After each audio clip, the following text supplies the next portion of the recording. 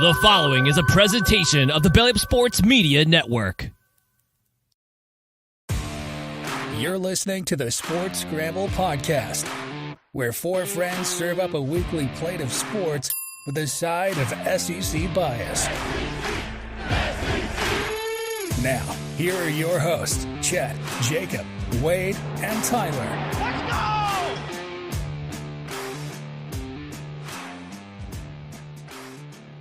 What is going on, everybody? Welcome to another week of sports and fun stuff and just everything that goes on in life. I'm your host, Chad, and I've got Tyler, my co-host, and I've got a message from Mr. Jacob that he's going to be joining us shortly, hopefully. He committed to it. We'll see. But Tyler, how was your weekend? How you been? Yeah, it's been pretty good, pretty busy. I've been writing a lot of articles at the new job, so definitely happy to be off of unemployment, but definitely excited to be talking about football. We're now in the month of August. It's almost here. We got the preseason poll. We got conference realignment going on. Good thing the EA Sports game is coming out next year because they wouldn't know what to do. Yeah, if it would have came out a couple months ago, they would have had to release an update, just change everything. So, but you mentioned the new job. You catch Tyler over at brproud.com. I think, is that the right website, TT? Yep. I see the articles when you post them. I see them on Facebook, so I go on there and read them. You had a good article about the LSU punter being awarded the top punter watch list award. I forget the name of the award, but good way to start. Lou Groza. Yeah, there you go. So, yeah, no, this weekend I caught up.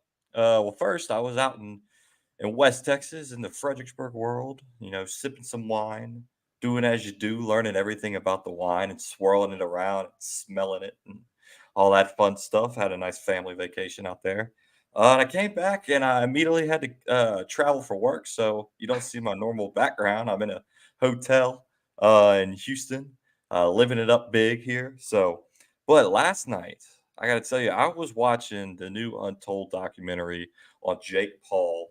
They got the one coming out tomorrow on Johnny Manziel. Of course, this is Monday, August 7th. On August 8th, the new one comes out. So make sure you subscribe, so we'll tell you when it comes out if you're over here watching us on YouTube. But the Jake Paul documentary, kind of, I always saw Jake Paul as like a wannabe boxer. You see the media headlines. Stephen A. Smith is screaming on First Take about it. And I kind of bought into the narrative, to be honest with you. I didn't really watch any of his fights, just wrote him off as like wannabe YouTube boxers fighting guys that are old and washed up. But watching this documentary, kind of his rise to fame in the early 2000s, 2010s era on YouTube, him and Logan Paul did some very cringy stuff. Maybe we just need to be cringy and we'll blow up like they did. I mean, the man bought like a $12 million mansion at 19. Like, that's insane. But then kind of fell off, got some scandal, a lot of stuff going on, and decided he wanted to get into boxing. And he put his life into it. So it's dedication right there. He's only got one professional loss, I believe, to it's not Tyson Fury. That's the older brother, something Fury. Nate Fury? No, that's who he just fought. Or no, Nate Diaz. Nate Diaz, yeah. What she did beat over the weekend. I can't remember Tyson Fury's younger brother's name.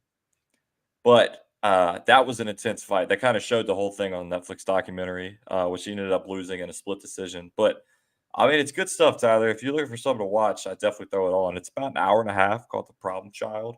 Kind of goes through his life. Logan Paul's on there too, and he's every shot with him, he's got his prime water. I mean, at one point he's pouring it into a cocktail glass and drinking that. I was like, all right, the man knows how to sell. So, but Tyler, you excited for that Johnny Manziel documentary? Yeah, I mean, I saw an article already on it that he almost wanted to commit suicide after the Cleveland Browns cut him. Yep. So I'll definitely be interested in watching, because I definitely think that it's definitely hard, realizing that you're a first round draft pick and then all of a sudden you're cut and you no longer are on a team. And then ever since then, his he just world hasn't been the fell same. apart. Like ever since like Johnny Football was Johnny Football, in the NFL, he just wasn't the same. The Cleveland Browns wasn't really the team for him to go to. It just feels like if you're a quarterback for the Cleveland Browns, your career just ultimately dies. But Netflix is honestly been killing it with these sports documentaries. We Oh, start with dude. Full Swing, got Yep. quarterback. The Jake Paul documentary, got the Johnny Manziel. We Dude, got the the Manti Florida Te'o one. documentary coming out. Oh, I'm That's excited for gonna be that. an insane lineup. So if you're a sports fan, get on the dock, get a Netflix membership, and definitely binge watch all of these because these are definitely going to be must-watch TV. Yeah, you gotta make sure you get your own Netflix documentary or Yeah, Netflix membership. They're cracking down on sharing accounts, maybe sharing one day we'll get passwords. ours, but Right. The Florida one, I think, comes out in a couple weeks. I think they all come out yeah, in August. I might be wrong on that, but I mean, these Untold documentaries are really good. The Manti Te'o one yeah. that they had come out. They had one about the referee that was fixing the NBA games and making money on the side. That was a really good documentary. And like you said, Full Swing and Quarterback. I mean, it's I wasn't watching anything on Netflix. Now they're No, just hitting me us neither. left I and thought right. Netflix was dead, but these documentaries are reviving it. Yeah. And then, you mentioned the Johnny Manziel and the heartbreaking story that he had trying to, almost committing suicide. And it's scary stuff, man. I read the article and apparently the gun Yeah. malfunctioned when he had it to his head. That's how close it was. So, if you always have somebody to talk to, we'll take this for a PSA. Also If you feel saw like you've he's got opening a nobody to nightclub back at Texas A&M. Yes, I saw that. That'll be interesting to see. But my quick PSA, mental health awareness. If you ever feel like you don't have somebody to talk to, there's always somebody. Reach out to us on Twitter if you're a follower and you need to talk to somebody. Well, Sure. I'll have a conversation with you. So, but serious stuff aside, we got fun sports talk coming up, and I might have to visit Johnny Manziel's nightclub in Texas A&M next time I'm back in College Station and see what it's all about. But we'll be tuned in tomorrow to see the rise and fall of Johnny football. We've got some rise and fall in our. We'll just jump into the fantasy talk here. Okay, that's what we headline. Top fantasy questions. We sent out tweets. We sent out instant messages. We've got fantasy, our own league asking us questions, which Tyler, I don't know if we should answer those. That might be, that's Eh, helping the we competition. got to. We'll be unbiased and answer everything. So let's start it off. If you're watching, let us know what you got. Put it in the chat. Yeah, We're from gonna here to be the end. It's not just going to be a full segment. And whenever we get the questions, we're going to stop with our talk and yep. go right to your questions. So fantasy football season's around the corner. Like you see there, we got the drafts are rolling in. You got some people who draft right now. You got some people who are actually smart and wait until either the week before or the week of We the got burned season. doing that That one way you time. don't have any injuries. You know who's going to be on the team. You know who's going to be playing. So definitely wait to have your drafts.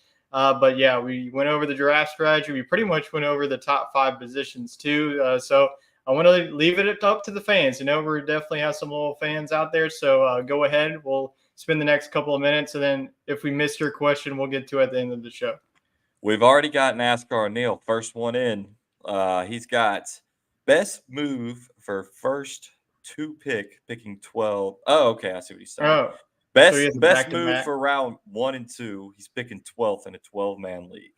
Yeah, I think it's everybody always asking like what's the best position to be drafted in. I think it's either the first pick since I know that it's a long wait, but he also had the Right. back-to-back pick. So I think that's what I The like about back-to-backs are the way having to that go. the 12 pick too. So I think that like we mentioned, wide receivers are going early. So once you get to pick number 12, I think that's whenever you get some value at the running backs. I think that Tony Pollard would definitely be up there for me. Nick Chubb. I think that if you want to start RB, I think that Tony Pollard and Nick Chubb, I think that you want either one of those two guys, but you also want to get a wide receiver. I would either go with Stephon Diggs there at number 12. I think I've seen Ooh. Diggs go in that range. He's very consistent. So I think I would go with Tony Pollard, Stephon Diggs to start that 12 and 13. And if you start off with that, I mean, that is just an insane build to start it. Yeah, I mean, Neil, if you're in a league with a bunch of people that don't know fantasy football and Travis Kelce Yeah. is sitting there at 12, which is highly unlikely, Yeah, he's going at grab like him. top 5, Yeah, top so I 7. doubt he's even there, but I like the Tony Pollard. I mean, it's going to be his backfield. We already know the issues that Dak has. He says he's throwing under 10 interceptions. I think you have seen him throw 10 since the camp started last week. So, and then Stephon Diggs. So that's someone you typically see early, but with all Yeah. these young guys kind of stepping up, I Hmm. mean, Diggs is getting a little older. Yeah, he's still wide receiver one, but Buffalo's put a few, Yeah. a few pieces around him. I could see him, slip into late round one, or Yeah, in as that in late Neil's case. range, you're either going to get like Stephon Diggs, Garrett Wilson, or Amon-Ra, St. Brown. I would probably Mhm. lean more towards Amon-Ra, St. Brown over Garrett Wilson. I think that you could do well with either or. But like you mentioned, Justin Jefferson, Jamar Chase, they're going to be the first two picks. And then Right. after that, I would probably say that Cooper Kupp would be flying off the board next. You still have to deal with the injuries, so he might see a tumble. Maybe he goes to pick number 12 in some leagues, but you also have Tyreek Hill flying off the board. So right there, you're already going to have four wide receivers. I think that the next best wide receiver would be Stephon Diggs. So I read an article before the show, and someone said for round one, pick one. I'm not taking Jamar Chase. I'm not taking Justin Jefferson. I'm not taking CMC. I'm taking Cooper Cup. And I was like, I don't know about all that, considering he just got hurt. Yeah. Quarterback are not coming into the season. I feel like Cooper Cup's not the safe bet that he has been in the past, and if you should take him at round one, pick number one. You Yeah, agree I with would that one, definitely. Tyler? Yeah, I definitely don't agree with that at all. I think that Cooper Cup, don't get me wrong, whenever he's healthy and he's on the field, he is the best fantasy wide receiver, and I don't think it's very close. If you go back to 2 years ago, that was just the most insane fantasy season I've ever seen from a player. I feel like every week he was getting 20 plus fantasy points per game, and he was just a fantasy touchdown machine. Well, look at the Rams offense. The one thing going good for him, especially if Matthew Stafford and Cooper Kupp is ready to go, he's definitely going to get the target share. I mean, Van Jefferson is right behind him. They got a BYU product rookie, and then you got Tyler Higbee. So there's not much competition around Cooper Kupp. But I just like other receivers around him. I think that Tyreek Hill, definitely, if Tua's healthy, he's going to be one of the elite wide receivers to get. So I think that Cooper Kupp is definitely a solid player. He is, age number 30, so I think that injuries are starting to creep up on him. So I just think that there's just better players than him, especially in the early rounds, and you just don't want to risk it with a first round pick. You want to Right. go a safe pick or a player of upside. I think that player like Bijan Robinson provides you more safe and upside too. Take a rookie round one. That's interesting. Hey, We got I a we mean, got another question coming in from our friend over C Money AZ. Of course, he's live right now on YouTube. So if you have two screens, pull them both up. Don't yeah, don't take away. you can get Don't leave us. all the content on YouTube. Yes, he's playing FIFA right now, which the women's team just lost Yeah, in the World Cup. Sad to keep see. that in the rearview mirror. Yeah, so made his first opponent quit and then beat the second opponent 10-3. So congrats there, Cam. His question is he's thinking of taking Jonathan Taylor with the first pick if he gets it. I think this one's a joke. I don't think that's a solid choice because I've been bitten in the ass by that choice many times, and I would not take him number one again. Tyler? Yeah, I was a big believer. If you flash back to last season, you know it that I was very Yeah. high on Jonathan Jonathan Taylor. Taylor was the Messiah. I think it was just recency bias since I had him and he led me to a championship along with Cooper Cup. Jonathan Taylor has been in the news. I mean, Josh Jacob has also been in the news. Just so many player holdouts. And Jim Irsay, the Colts owner, he's saying that he's going to keep him, but saying that he has back pain. I just don't really believe in Jonathan Taylor. And if you get on the field, look at the quarterback situation. Gardner Minshew, if he starts, he's shown some talent, but Anthony Richardson was a top 5 pick. The Colts are going to, they're not going to go with Gardner Minshew being the starting quarterback the whole entire season. And Anthony Richardson has an elite level speed. Once the Colts get into the goal line, it's not going to be Jonathan Taylor scoring touchdowns. It's going to be Anthony Richardson. We saw it whenever he had some good games. Go flashback to that Utah game. That's whenever Anthony Richardson played at his best. And he just, every time that Florida went into the red zone, Anthony Richardson was running it with his legs. So I think that Jonathan Taylor is definitely not the safest pick. It's definitely does a lot of risk. Don't get me wrong. He's a talented player, but I'd rather guys like Bijan Robinson, who is safe, going to get you the carries. I don't care about Tyler Algier, Cordell Patterson. Bijan Robinson was a top 10 pick. The Falcons are going to use him, and I would not That's be really fair. shocked if he gets like so many carries that I think that injury prone, he's a 21-year-old running back. So I think that if you're going to look at a running back that late in the round, like I think that Cam, you're at the back-to-back pick. So with pick number 8, Bijan Robinson is the guy that I'm going after. Oh, I like it. Or, if Bijan is gone, like you mentioned, Tony Pollard would also be a solid option. So a question we've got over from Twitter, I'll read it out here. The Eye Test Fantasy Football podcast, go give them a listen. He's currently in the 11th spot of a 12-man PPR redraft league.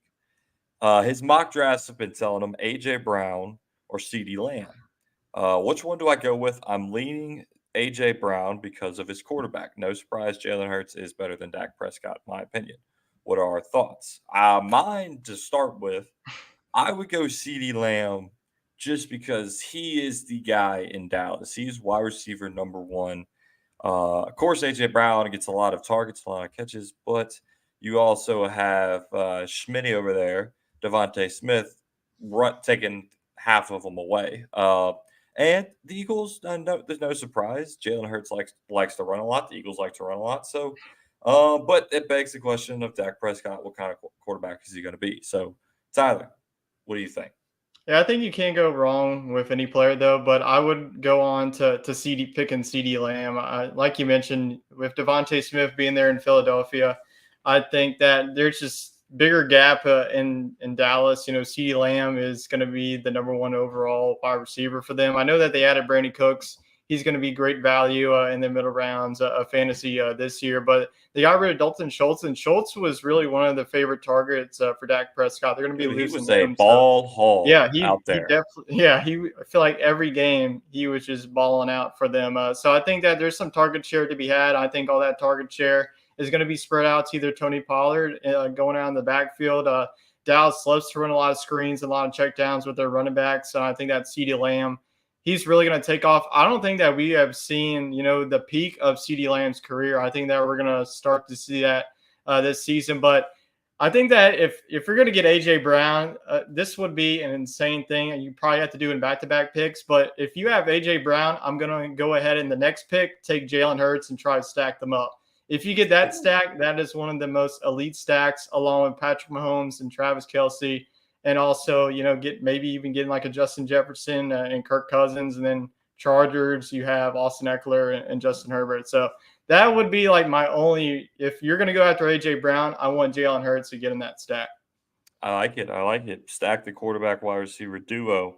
So I got some questions sent in by Matty Ice. He polled his work crew out there because they're all fantasy football players. There we go. Got to know, they need to know who to pick. So one of them asked, do we see an up year for Odell Beckham Jr. and his return to the league being on the Ravens?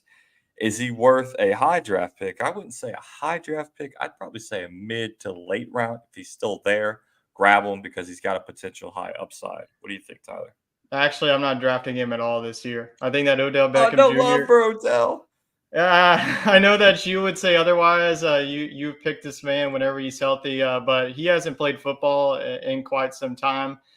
You could definitely bring up a comparison with Calvin Ridley, but Calvin Ridley's younger. Odell Beckham Jr. is now 30 years old. He's not the wide receivers. He's past his prime, in my opinion. Going to the Baltimore Ravens, there's just really no wide receivers I can trust. Rashad Bateman with his injury concerns, Zay Flowers, I think that he's going to be a year away. So the only really, if you're going after a Ravens pass catcher, the only one that I really feel safe taking is Mark Andrews. So I am passing on Odell Beckham Jr. I think that he's going, around guys that I think that are just going to get that value and that upside in the late round. Odell Beckham Jr. doesn't really give it to me anymore. Okay, well, we have different opinions on that one, Tyler. I might even draft Odell Beckham with the number 1 pick in our draft. Matty Ice asked, my dog, Jimmy Graham, back on the Saints. Is he back to legendary status, or is this a bust of a sign? Yeah, I don't think that's going to be the Jimmy Graham that we saw in the Drew Brees era. I think it's still going to be the Juwan Johnson show. I do think that, Jimmy Graham, you're going to see him in formations when the Saints get into the goal line. It's going to be more goal line formations. I think that he's definitely going to get some touchdowns, but this is a guy that if you're not like real, if like an 8, 10, or 12 team format, this is really not a guy that I'm touching. If you're like in a 14 plus team, then I would definitely look for it. I think that he's going to have some touchdown upside, but I just don't think that he's going to play too much. I think that he's going to be out there whenever, like I mentioned, either in the red zone. I think that your primary tight ends on the Saints right now are Taysom Hill, if your go-to gadget player, and then Jawan Johnson. Johnson had an insane 22 campaign. I think with Derek Carr, he's shown that he likes to throw to the tight ends. So I think that at the very minimum, Jimmy Graham would be worth a late flyer in deeper leagues. Yeah, I mean, I think he's going to be used in more of a red zone package. So it's like a bye week. You need a tight end, maybe grab Yeah. him if he's a free agent. Last one from the work crew. Will Mixon have a standout year this year? Yeah, definitely keep an eye on the off the field issues. He's got some off the field trouble going on, but other than that, I am drafting Joe Mixon this year with some confidence. He's the only fantasy running back last year to put up 50 plus points. He put up 55 points in that one game. I think Yeah, that that was great to have him on my team at that point, wasn't yeah, I it? think that with the Bengals offense, it's a Bengals offense that I trust. So I'm not, like I mentioned last week, I'm not too concerned about the Joe Burrow injury. I know that Jamar Chase said, "Hey man, don't show up until week 6. We're good without you." But I think that I Joe think Burrow, Joe will be back. I think That's that for he's going to be sure. on the field in week 1. I think that's just a minimal cap strain. So I think that Joe Mixon is really overshadowed. I think that a lot of people just, it's like Nick Chubb. Like people don't want to draft these safe running backs, but I think that Joe Mixon's about as safe as you can get it. And they got rid of Samaje Perine, so there's not really anybody. They drafted Chase Brown, the running back out of Illinois, but I just think that Joe Mixon, that's his offense, that's his backfield. So I would draft Mixon with confidence heading into the 2023 season.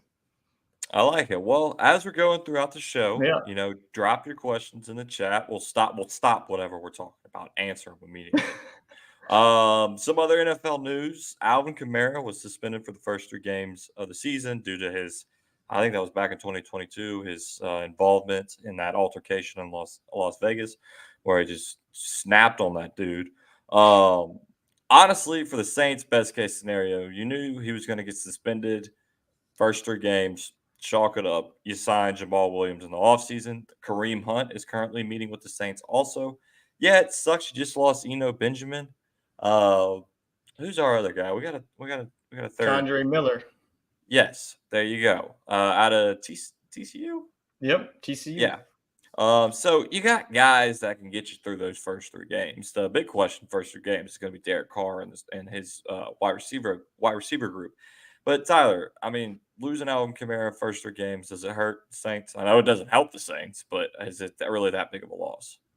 I don't think it's that big of a loss because you've looked at the Saints 3 games. It's going to be the Titans at home, the Packers on the road, and then the Panthers on the road. I think that it's very manageable to go through those 3 games. You get them back at home against Tampa Bay. So I think that you saw Jamal Williams of an insane career that season that he had last season with the Lions with 17 touchdowns. I don't think that's going to happen again, but I do think that he's going to be the RB1 for the first 3 weeks of the season. I think that you're going to see Miller as the RB2. It's definitely going to be interesting to see if Kareem Hunt takes his talents down to the Big Easy. That would definitely be a huge signing. Yep. We saw Kareem Hunt, what he could do behind Nick Chubb. He was one of the most consistent RB2s that you can find in the league. So that would definitely add some more depth to the backfield. But I think that Alvin Kamara with 3 games, that's just really a slap on the wrist. It could have been much worse. It could have been 6 games. I think it was about right. I don't think what he did back then, like 2 years ago in Vegas, wasn't warranted of anything more than a 2 or 3 game suspension. So I think the Saints are going to be just fine. If you get, the first 3 games, a 2-1 record with Kamara coming back, then you're going to be sitting pretty. I really wish he'd have got that suspension last year. I mean, get Yeah. it over with. And when it was NFL just to throw it in the garbage year. NFL likes to drag these things out. Some conspiracy that since Sean Payton's no longer the coach, that's why it was 3 games. Because no shock that Roger Goodell does not like Sean Payton very much, but to each its own. Some other news, Mr. Brock Purdy, Mr. Irrelevant over there at the 49ers, says his elbow feels normal. He's not scared of taking hits. As someone who did not have direct Tommy John surgery, but I've dealt with the injury in the past, It's more about just feeling confident that you can throw it. So that's kind of the biggest thing. But if he says he's confident, I think he is. And him and Trey Lance will battle in week 1 for the starting job. Tyler, who do you think gets that starting job? I think it's going to be Brock Purdy. I'm really not a big believer in Trey Lance. I think that he's just another bust. He had a Okay. good career in North Dakota State, but we saw this offense with Brock Purdy. Jimmy G's scenario is long gone for them. I think that whenever they got rid of Jimmy G, they were all in on Brock Purdy, and just the value that they got with their Mr. Relevant pick. I think that Brock Purdy is definitely, he's not like an elite level quarterback of the Mahomes and Allens of the world, but he's a quarterback that can win you football games every week. I think that this 49ers offense, Christian McCaffrey with his full season under Kyle Shanahan's offense, I think that he's going to be very elite. We're seeing all this talk about Elijah Mitchell. I don't think he's going to be much of a worry. If you see Elijah Mitchell's injury history, it's definitely a full The book. dude doesn't play Yeah, he can't really stay on the 10 field. games. I think that George Kittle, you're going to have Debo Samuel back healthy. So I think that this offense is going to be very formidable looking at the NFC West. I think that Seattle Seahawks is about the only team that I'm really scared of in this division. I think that the 49ers defense, like I mentioned, is going to be one of the best. So I think it's going to be the Brock Purdy show. I think that Kyle Shanahan is going to have some fun. As long as he's healthy, I think that the 49ers are going to be right back in the NFC Championship. Yeah, 49ers are definitely a team that you want to stack your fantasy team with their playmakers. I'm thinking about it. Yeah, if you caught our show last season or last episode or missed it, you can catch our NFC West breakdown on our YouTube channel. Spoiler alert: I picked the Seattle Seahawks to win the division because I'm thinking Gino's going to do some things. So some preseason starters were announced. Panthers said they're rolling Bryce Young out there to start preseason game 1, and I saw Derek Carr is also going to be starting game 1. I'm sure there were plenty of others. I just didn't write them down. So if you know of them, just throw them out there. And then bold take. What is this comment from Neil? Oh, I Jay think that he's Jett talking about the top 100 list that's been revealing. was voted number 2 player in the league. Who do you think's number 1? Patty Mahomes. I mean, it's Oh, not if he going to be has, close. I was about to say if he's not on that list anywhere yet, he's definitely voted number 1. Yeah. Okay, makes sense. I can see Jay Jett as being number 1 next year, though. Yeah, if he has another big season. You mentioned Jimmy Garoppolo. Headline I saw right before the show started. Him and Max Crosby got into it in training camp today. He apparently did not back down from the talk of Max Crosby. So maybe Jimmy G's on the Who Got That Dog in him this week, but we'll find out here shortly. And last headline, Mike McCarthy sticking up for his QB, Dak Prescott down there in Dallas, mentions them in the same breath as Aaron Rodgers, Brett Favre, and Joe Montana. I don't know what games he was watching back then, but I mean, Dak's a decent quarterback, probably middle tier. At his best, Aaron Rodgers was one of the best in the league. Brett Favre was definitely one of the best in the league. I mean, Joe Montana has got an argument for one of the best quarterbacks to ever play the game. So, Mike McCarthy, you must be smoking whatever Aaron Rodgers got because I don't know what he's talking about over there. I mean, Tyler, is there even an argument to be made? No, not at all. And especially from a guy coming that literally coached Aaron Rodgers for quite some time, just baffling to me. I get, you're a head coach. You want to talk about your quarterback. He's now the offense coordinator. Mike McCarthy is going to be calling the plays since Kellen Moore is now with the Chargers. Dak Prescott, like you mentioned, he's a decent quarterback. We saw at Mississippi State. He was really good. It's like the best thing that Mississippi State football has ever gotten, from him. But I think that as long as he can keep the turnovers down, I think that he's a really solid quarterback. He's one of those middle tier quarterbacks. He's like a Kirk Cousins, pretty much. Maybe I would put Kirk Cousins ahead of him, but I definitely think that Dak Prescott. He's just the Cowboys have been a consistent winner in the past couple of years. I think that he's a big part of that. Yeah, no, I mean, I think he's getting it done for the Cowboys. And there was that talk of them potentially not re-signing him or giving him his extension, and that was. I didn't know how I felt about that, but it's I mean, he can't be mentioned in the same breath as some of the better quarterbacks to play the game.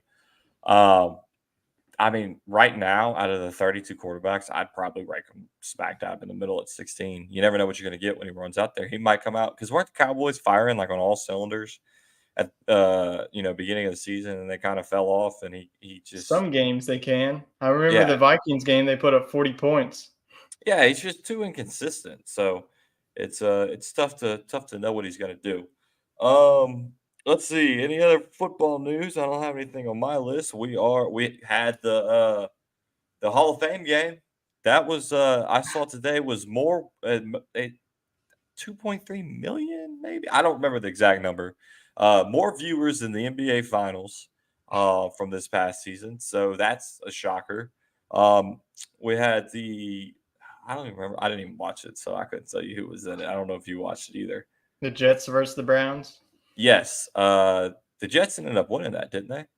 I Or the thought the Browns came Browns back. won 21-16. I think the Browns came back with DTR as their quarterback, and he led Yeah, that DTR. final drive. So I don't think DTR is going to be beating out Deshaun Watson anytime soon. But good to know you got a guy right behind him that can do his thing in case Deshaun Watson wants to do his thing in the massage parlor. So be careful out there. But talking about doing your thing, let's get to who got that dog in him.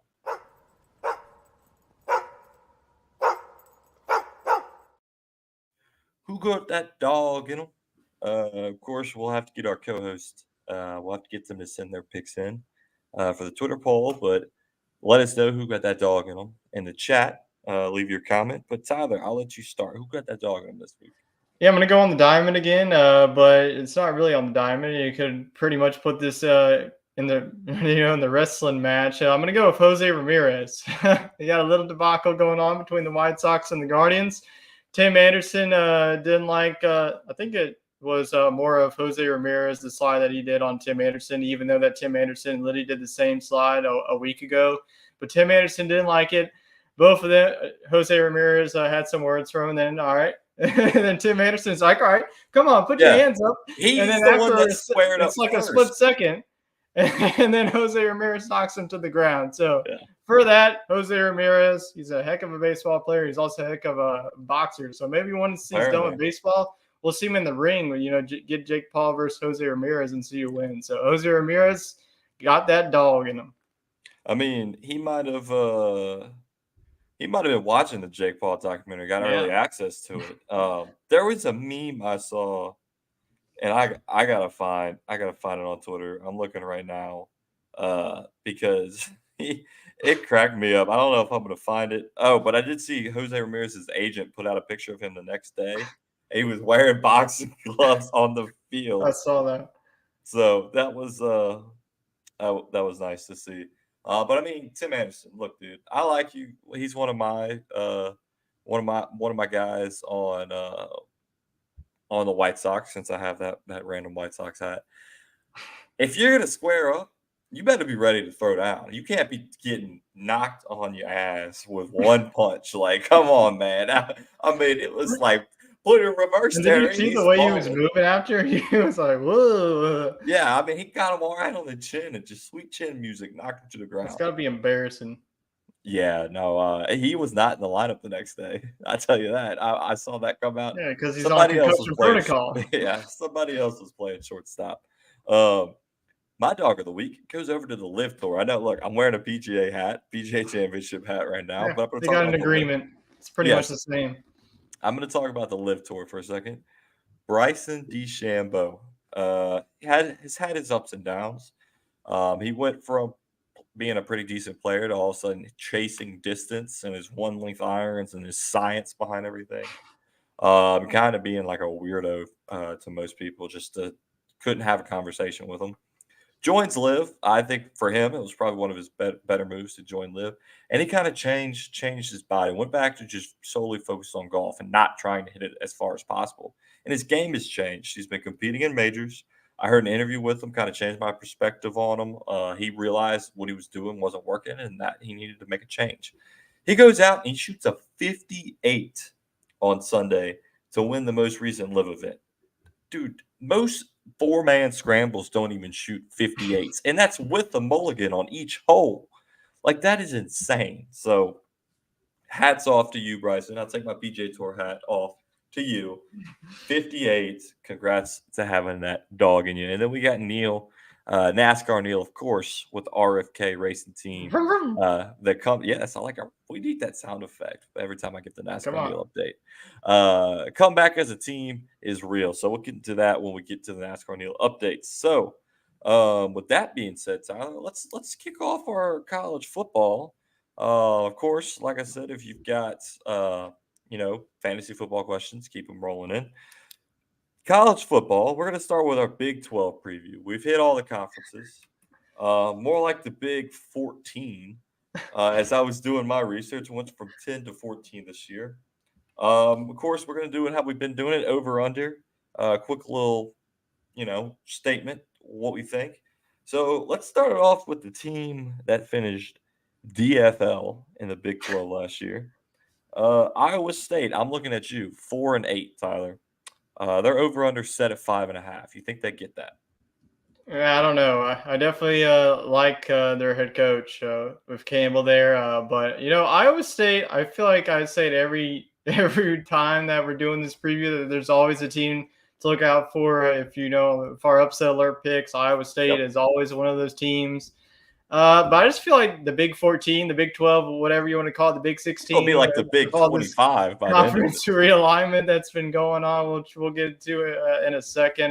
But I just feel like it's just like too many good teams for Iowa State to have, a 6-6 type season. So I'm going to go right with 4-8. I think that it's going to be the same old, same old. Ever since they lost Brock Purdy, I'm going to say right now, I don't really know much about this Iowa State team. Me neither. I wrote rebuild. With much of the bottom of the Big 12, so sorry, Cyclone fans. But I just think that it's pretty much going to be the same thing. They'll probably, they have that game that they always look forward to, Iowa versus Iowa State. I don't even think that they're going to win that one. I think that Iowa's offense with Caden McNamara there is going to be better this year, better by like 7 points. But I think that Iowa State goes right at the 4 wins and will probably be the bottom dwellers along with maybe one of these new schools coming in. Yep. So we're both on the under over there. Let's see. We'll go. New school UCF, 9-5 last year. Their over under is set at 6.5. Of course, they have first year coach Gus. Is it Gus Malzahn's first year? It's like his second year. Yeah, that's what I thought. Second year. Second year head coach Gus Malzahn and John Rhys Plumlee, the Ole Miss transfer from a couple of years ago, starting at quarterback. 6.5. Tyler, you think they get it done in the Big 12, leaving the AAC, right? American Athletic Conference. Yes, definitely going to be interesting to them. I think that UCF is one of those football schools that I think that we've been waiting in the wings for. After that season that they were trying to claim a national championship with Scott Frost. If they were, worthy of moving from the Group of 5 to the Power 5, now they get to show it. I think that out of all the newcomers, I think that UCF has the best opportunity to do really good in year number 1, especially with John Rhys Plumlee being their quarterback. He's a dual threat quarterback. He can throw the ball, but I think that he's an elite level. He's got elite level speed. He can take off and run. It's hard to catch him. So I think that this offense is going to travel in the Big 12. I think that their defense, I think that it has to improve if they want to win some games in the Big 12. There's some improving defenses. Texas Tech's defense is improving. You got Texas and Oklahoma at the top. So I think that they get 8 wins. I'm going to give them 8 wins. I think that this is going to be one of those new schools that gets the most out of them and really stamps their mark on the Big 12. I think that UCF can, fall with Texas and Oklahoma. I think that UCF is one of those schools. They're in Orlando, then the state of Florida. I think with the recent struggles of Florida and Miami, UCF really has an opportunity to take over in recruiting. So I think that UCF is slowly going to turn to a powerhouse.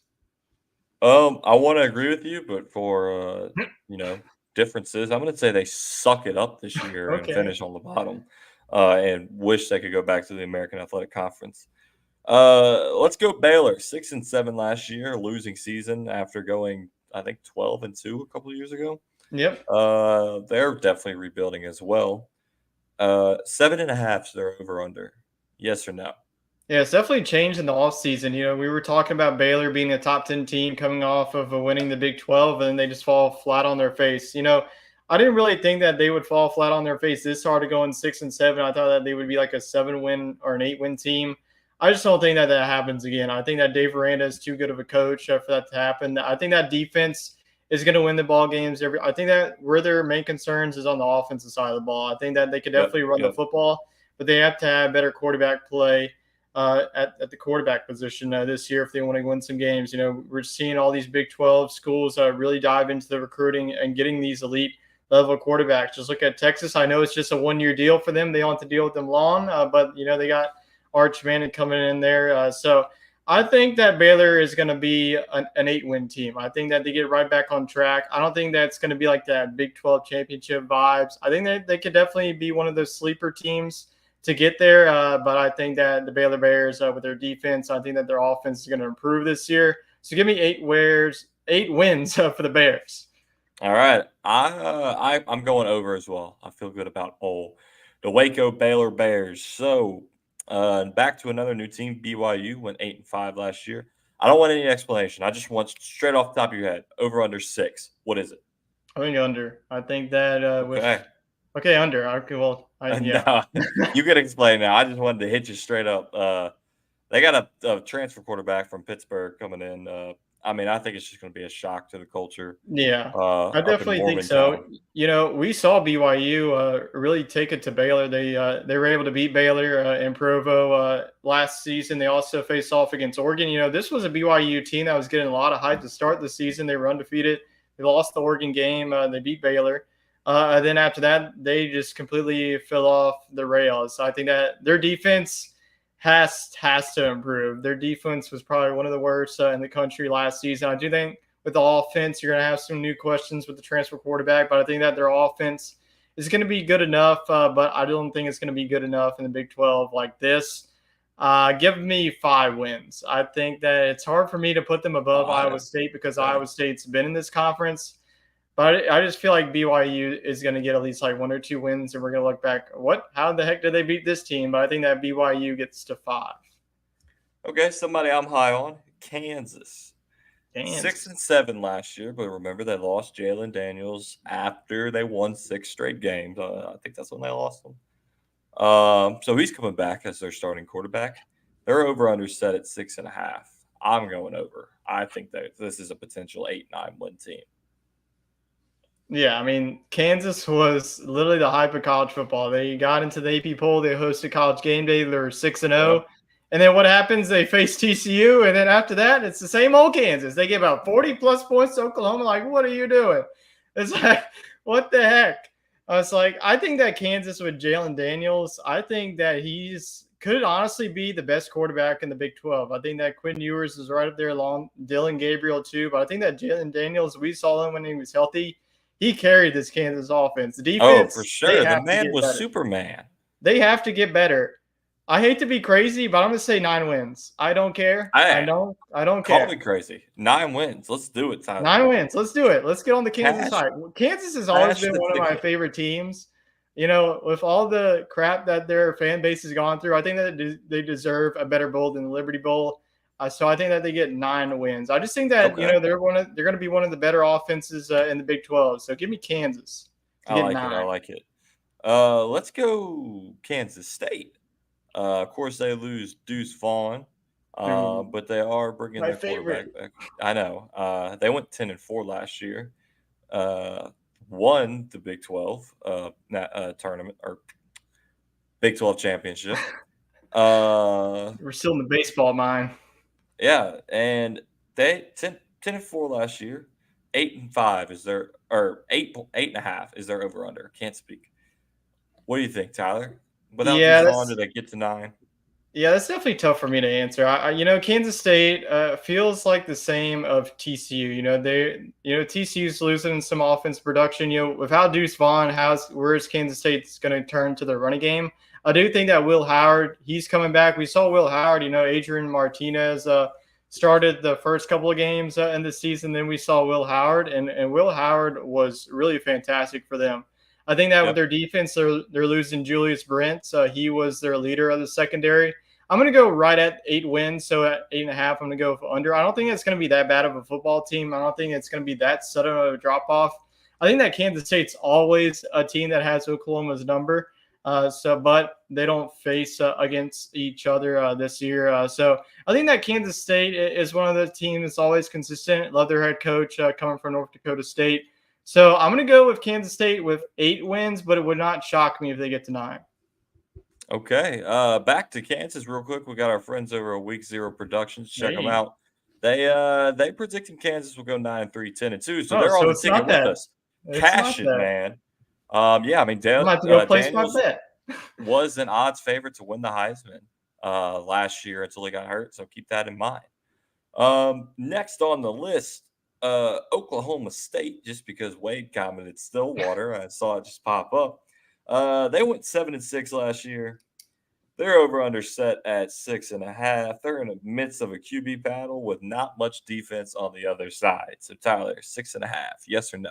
Yeah, Spencer Sanders being there, there's going to be a lot of question marks in Stillwater. I did not trust this defense last year. They lost a lot in their secondary.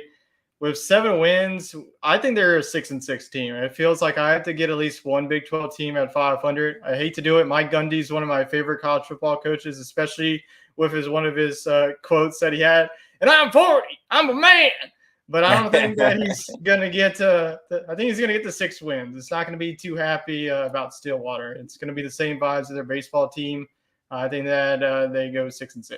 Hey, they're really good at golf, so they got that going for them. There you go, Ricky Fowler. So let's see. TCU, the big Oh, dogs, made it to the semifinals, went 13-2. But of course, they lost their entire team after the season for the most part. 7-5, Tyler. I'm getting the under. I'm feeling some under vibes here. What do you think? Yeah, this is a lot of offensive production. You're losing your starting quarterback. You're losing one of your best receivers, Quentin Johnson. And then you're losing one of your best running backs. Yeah. And then on defense, I think that you were pretty good, but you also lost one of your top cornerbacks. So this feels like it's going to come back down to earth for TCU. This is going to be another 6-6 team. I don't think that they're going to be that bad enough to miss out on a bowl game, but it's going to be back to reality. I think that TCU, like I mentioned, has an opportunity, UCF to become a juggernaut. They did it back then in the Mountain West with Boise State. I think that with a couple of recruiting, once you make it to the national championship, I feel like you need at least 2 more years to get back to that. So I think that TCU feels right at 6-6. Okay. And let's go. Who's feeling lucky? Keep it in Texas. Let's go Houston. New team to the league, 8-5 last year. They're over under a set at 4.5 after an 8-win season. But you got to keep in mind their defense let up 32.2 points per game, which is pretty on par for the Big 12. And they have a transfer quarterback from Texas Tech. 4.5, just because I'm in Houston right now. Let's give them 5 wins. Tyler, do you agree with me? We'll see. I feel like a lot of teams in the Big 12 are losing at least a quarterback or wide receiver. Houston's losing both. Clayton Tune is drafted. He's gone. Tank Dell is drafted. He's gone. Like you mentioned, their defense is one of the worst. It's right up there in the Big 12. I'm going to go under. I think that they're going to get last in the Big 12. It's going to be a culture shock for them. I didn't know that Dana Holgorsen, he's been there at West Virginia, but I don't think it's going to be a really good year for the boys down there in H-Town. I'm going to give them a 3-win season. I hate to do it for them, but I just feel like they're just way too many teams that are already a step ahead of them. Okay. I'll give you that one. Cincinnati, the last new team to join the Big 12, and 9-4 last year. Their over-under is set at 4.5, and I think it's because their starting quarterback is most likely to be Florida and Arizona State transfer Emory Jones. And they have a brand new coach, brand new conference, brand new quarterback. Is a recipe for disaster. I'm giving them 2 wins on the season. The Bearcats falling down the grace after losing Luke Fickell, and Emory Jones is going to come out of the womb and then get the starting quarterback role. Cincinnati is one of those teams that I've been so high on the past couple of years, but it's because of Luke Fickell. Luke Fickell, wherever he goes, Luke Fickell, the pickle. Oh yeah, man with the nickel. Bring that up again. I think that their defense is definitely going to travel for them, but they lost their defensive coordinator. I think that they're going to be right there with Houston with 3 wins. I think that Cincinnati and Okay. Houston are going to be the bottom 2 teams, bringing up the caboose in the Big 12. All right. Another caboose team, West Virginia University, went 5-7 last year. Their over/under set at 4.5. I don't know anything about them. I'm getting over. Give them 5. Sure, country roads take me home. That's about the only thing Boom. that they got going for them because JT Daniels, I thought that he was going to be their starting quarterback for a couple of years.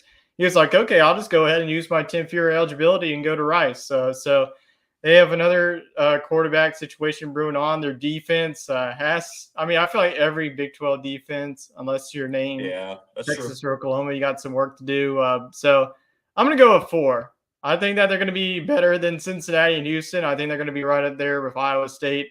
I think that this is going to be another top-heavy conference. So I think that West Virginia, with the lack of offense, is really going to hurt them in the Big 12.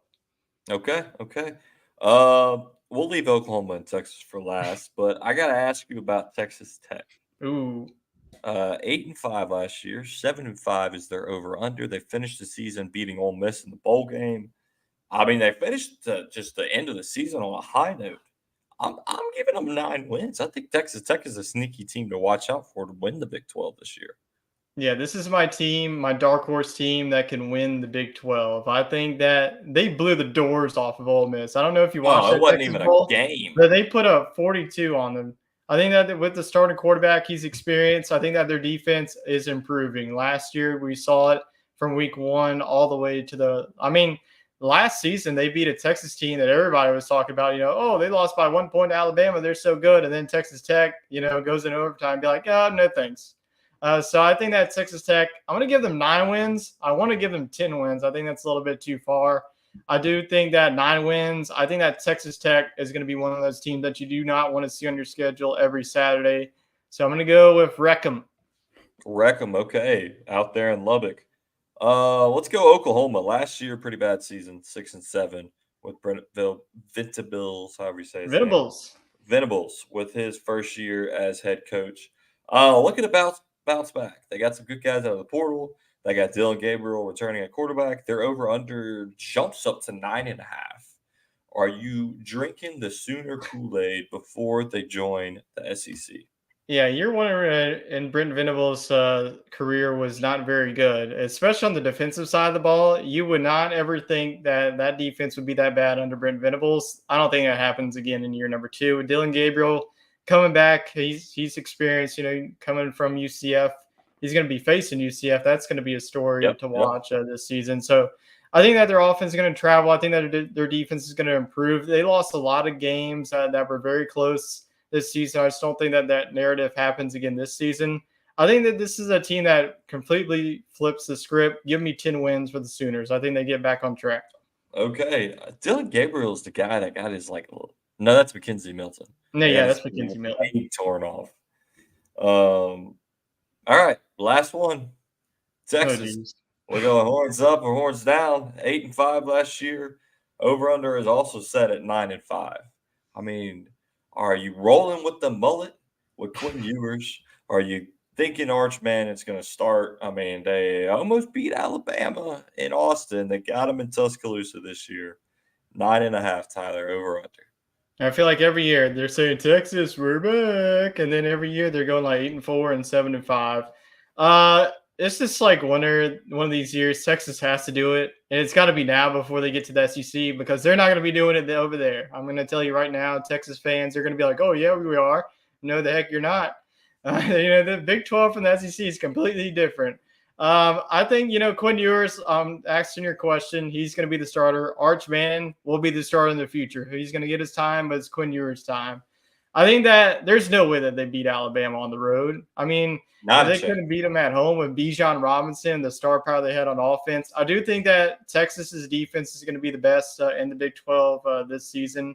And losing Bijan Robinson, that's like a generational talent that you have to improve on. So this is a team that I'm going to go ahead and say that's going to get to 10 wins, but they're probably going to let me down and lose to a team that they shouldn't. So I'm going to go with the over, go with 10 wins. I'm always horns down, Tyler, but yeah, I picked them to win the Big 12. And the guest appearance I made on What's yet to come out in a couple weeks on bellyupsports.com. There's writing an article, pulled together some hosts of podcasts, give our predictions. So make sure you stay tuned in for that. So that pretty much wraps up the Big 12, Big 14, Big 16, whatever you really want to call it. Hey, our friends at Week 0, I mentioned them earlier. They put out a college football pump-up video. We put out a pump-up video. Watch them both. Stream them both. Send them to your grandparents, to your cousins, your aunts, and your uncles. Make sure you get hyped up for college football season. And, yeah, maybe we will collaborate sometime. We'll have to stay in touch. So I mentioned all the Big 20 conference realignment. Let's start with the Big 12. Arizona is set to join the Big 12 in 2024. Colorado will be joining the Big 12 in 2024. Utah and Arizona State will be joining the Big 12 in 2024. Who else isn't joining the Big 12 in 2024? I mean, Tyler, that makes it the Big 20, right? Did I do my math? 1, 2, 3, 4. Yeah, they got 16, or they got 14. 14, right, and then you lose in 2, Texas, Oklahoma. So I guess you're the Big 16. Something like that. Are they going to change the name of these conferences?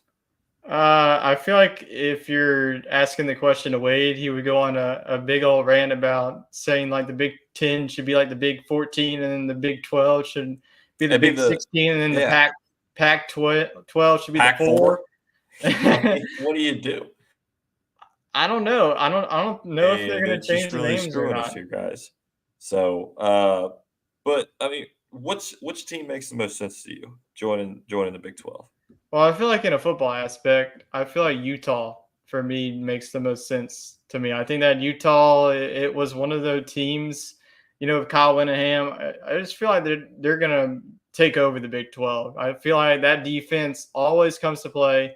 Their offense, this is going to be Cam Rising's last year, so they're going to have to, reload at the quarterback position. But once you get into a conference like the Big 12, I feel like that's whenever it's going to be hard, but you have TCU. I feel like TCU is going to be like staking their claim in the state of Texas. It's going to be hard for, like the Utahs, the Arizonas to like come over here, all the way to Arizona from Texas. But I do think, the California talent is definitely going to be there. We'll see, if the California talent either wants to go play in the snow or they want to, keep playing in the warmer temperatures in the Big 12. So I think for football purposes, Utah basketball purposes, I'll go with Arizona. I think that Arizona Big 12 is already a great basketball conference. And then baseball, give me Arizona again.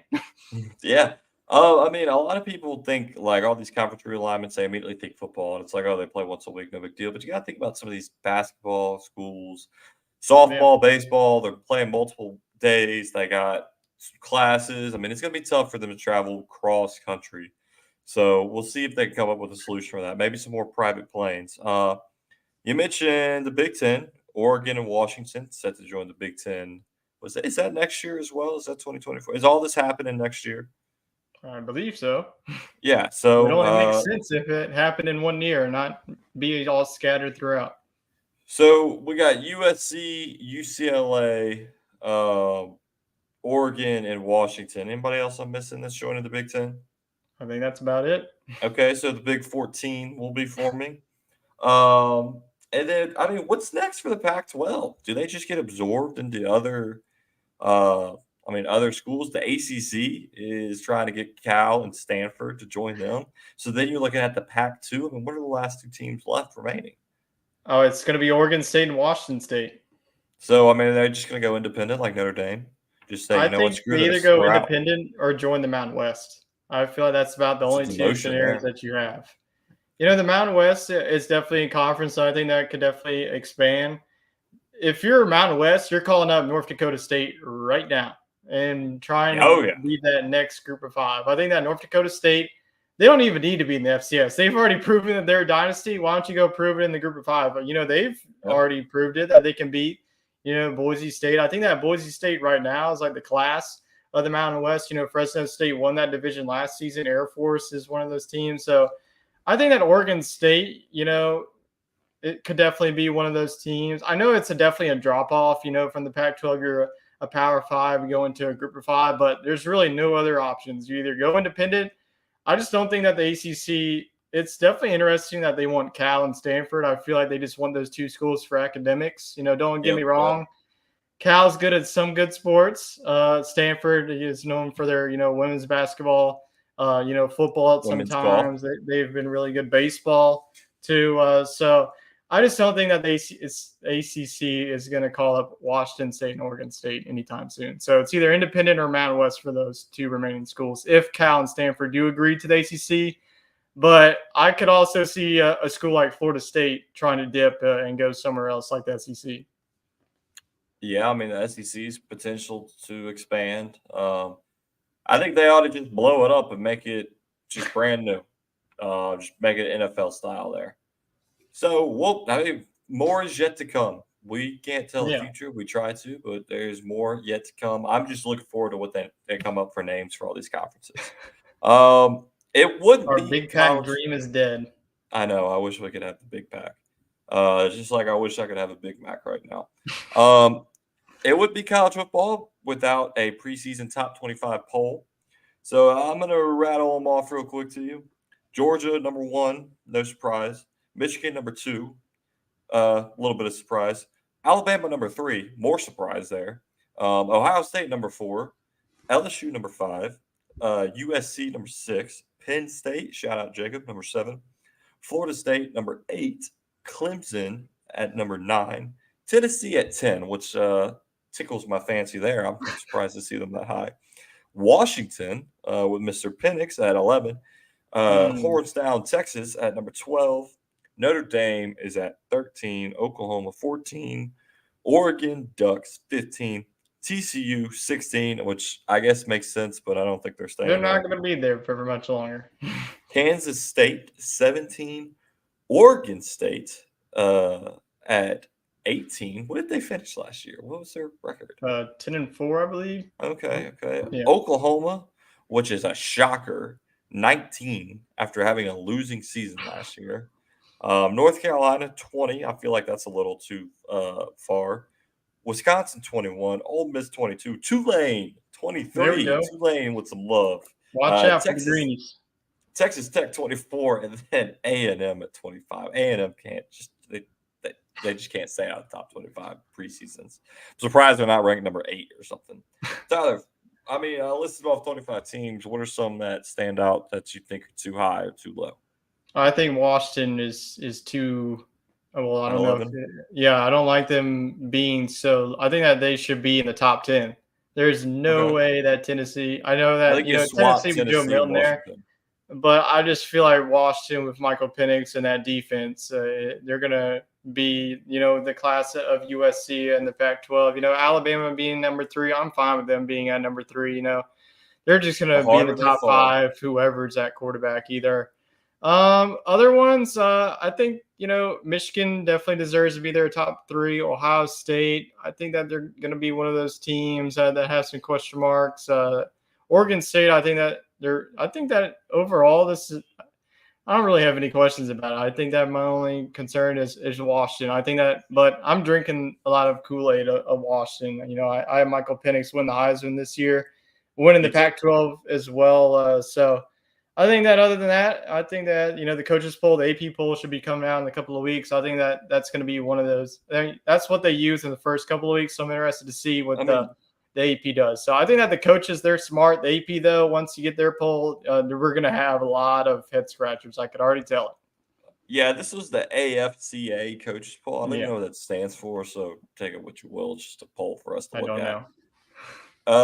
I think that pretty much wraps up the football talk. I've got a book from NASCAR. Neil, a lot happened this weekend. They had some Hall of Fame stuff, some drama. So, Tyler, you got anything else from the NFL or college football? Yeah, we don't just have excited for the season. Yeah, just excited for the season. Draft season with fantasy football coming up. I'm just ready for this draft preparedness to be over with. I do have a question for you. It's not for anybody else, but okay. I asked this last year, and everybody was like, "Oh, you're taking inventory." But we're a couple of weeks away from our draft. What is your ideal strategy that you're thinking of going into the draft, and who's like your top 3 picks? You have pick number 2. Who's your top 3 players that you have in mind taking at that spot? And also for those in our league, if you want to answer that too, go ahead. Like I said, when I was asked that in our group chat for our fantasy football league, I'm looking at Matt Ryan. I think he's really going to lead the league, and potentially someone like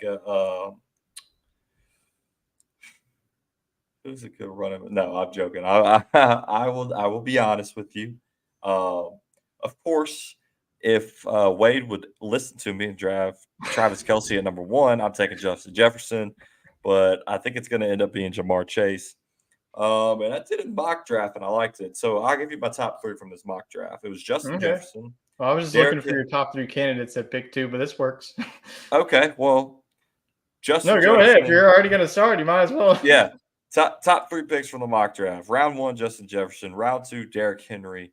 Round 3, CeeDee Lamb. I think that's pretty good. I was surprised CeeDee Lamb fell that far to 3, but it's the mock draft. These people are idiots. I think so I pretty much zoned in on who I'm taking at 3. You gonna let the people know? Christian McCaffrey is going to be my pick at pick number 3. Breaking news. Fantasy football expert Tyler is picking Christian McCaffrey at number 3. I don't care about everyone's trying to say, oh, Elijah Mitchell this, Elijah Mitchell that. Like I said, that man cannot stay on the field. I know everyone wants to bring up the injury history of CMC, but he's the best running back in fantasy football. So if that happens, whatever. I'll just have Tony Pollard as my number 2. There you go. All right, so let's get down to Scramble going. Chris Busher won back-to-back race. I thought that name looked familiar. And the rain-delayed race that finished up today at Michigan. It seems that the Ford cars have found some speed late in the season. Ford tough. Truex Jr. dominated the stage, getting the stage point. Both Kyle Busch and Chase Elliott wrecked in stage 1 in bad wrecks, taking their cars to the garage. Elliott now must win the next race to make the playoff. Pressure's on there, buddy. William Byron hit the wall coming to the end of stage 1 and failed to get the car fixed before on damage clock, ending his day. Truex started stage 2 in 30th, got up to 4th in just 24 laps, and the caution came out in lap 102 with drivers needed. Stage points stayed out where others pitted. Last week's winner, Chris Busher, found some speed in stage 3 and had the lead over Truex for most of the race. They battled back and forth for 40 laps, but ultimately Truex could not end up catching him. That's Neil's favorite racer right there. That's why I know who he is. Overall, great battle between the two that is can't miss racing. In other news, Noah Gragson, the driver of the 42, got indefinitely suspended by NASCAR and his team Legacy for liking an offensive meme and replaced by Josh Berry for the weekend's race. That's pretty crazy. They suspended him, I guess, for liking something on Twitter that was offensive. And they said, no way, Jose, you're out of here. And then it was also announced that Truex Jr. signed a 1-year extension with Joe Gibbs Racing.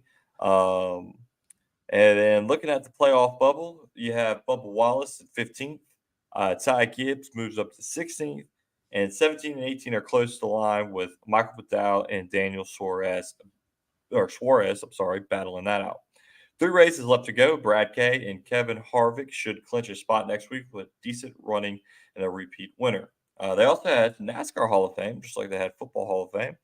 The ballot was announced for next year, with the modern ballot inductees being Jimmy Johnson and Chad Naws getting in on the first ballot. And what was shocking to most Jimmy Johnson was not a unanimous decision, despite being the most accomplished driver in his century with 7 championships and 5 straight. He's joined by crew chief Chad Naws, who is one of the best at working around the rules, and a lot of times caused more rules to be written. So he breaks the rules, or maybe bends them a little bit. And Donnie Allison was a member of the famous Alabama gang, got in on the Pioneer ballot. So thank you, NASCAR. Neil, we'll have him on in a couple weeks to break down the playoffs right before we get into the football season. And they end up in the championship season for NASCAR. So, Tyler, I promised the viewers that Futch was joining. He didn't join. I don't know where he's at. Futch, we miss you. We love you. Wade, shout out to your mom. She got her flight canceled, so you got to entertain her tonight. Hopefully you were watching the show, entertaining her that way. Yeah, he was commenting. I guess he's going with Jay Jettis because he didn't have any comments. No, I think he's going Jay Jettis there, which is not surprising. Tyler, it was a pleasure. As always, if you're still here watching, hit that subscribe button, hit the alerts, tune in weekly. Tyler's got one more message for everybody. Yep. Looking at the fantasy football corner is going to be rolling on next week. Next week, we'll be looking at the best round. We're going to be going round by round, the best pick in each round. There's 16 rounds of fantasy football, so we'll have 16 players next week as we continue rolling it on. Fantasy football corner will be coming to a close once our draft is off to that. But on YouTube Shorts, we're going to be doing some sleeper, some stardom and situms every week. So the fantasy football content will be rolling on as people start drafting. Yeah, you'll have to, like I said, subscribe to the YouTube, see the shorts, follow the TikTok over at Sports Scramble. Pretty much everywhere you can catch us at Sports Scramble on social media. Give us a listen on all your podcasts, wherever they're found. Hit that subscribe rating. You know what to do. Appreciate everybody watching. See ya.